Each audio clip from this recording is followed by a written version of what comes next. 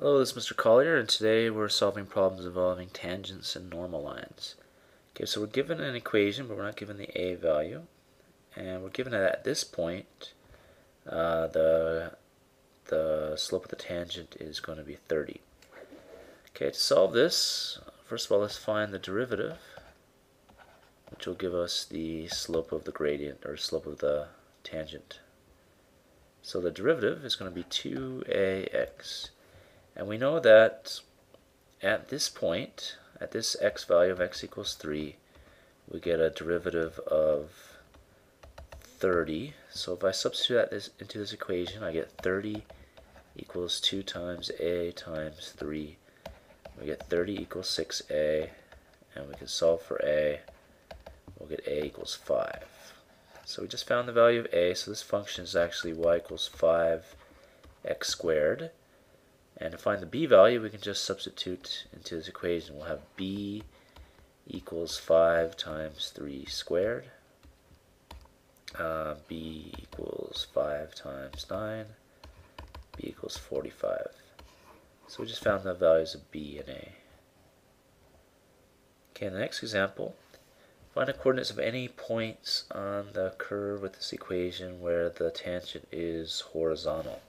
So this is a cubic. It probably looks something like this. There's going to be 2 points at which the tangent is 0, at which the tangent line is horizontal. So yeah, when it's horizontal, the slope is 0.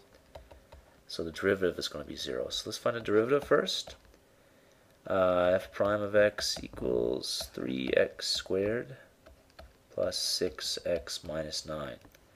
So we want to find when the derivative is equal to 0. We have 0 equals 3x squared plus 6x minus 9. And we can solve that by hand, or we can solve it using polysmalt on our calculators. And we'll go to apps, 3, and poly root finder, and we'll just type in the equation here. So I've got 3 in there already, then 6 for the next value, and then negative 9. Okay, and then solve.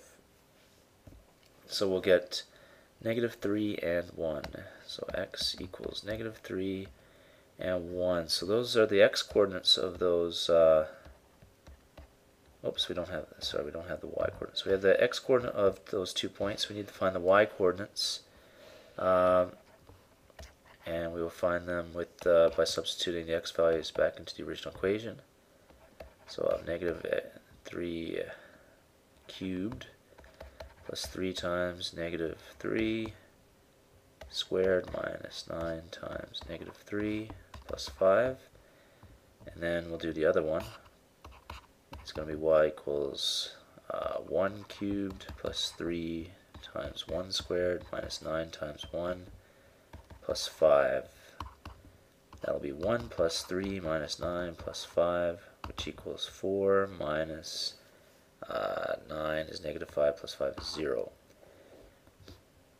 So actually one of those points is 1, 0.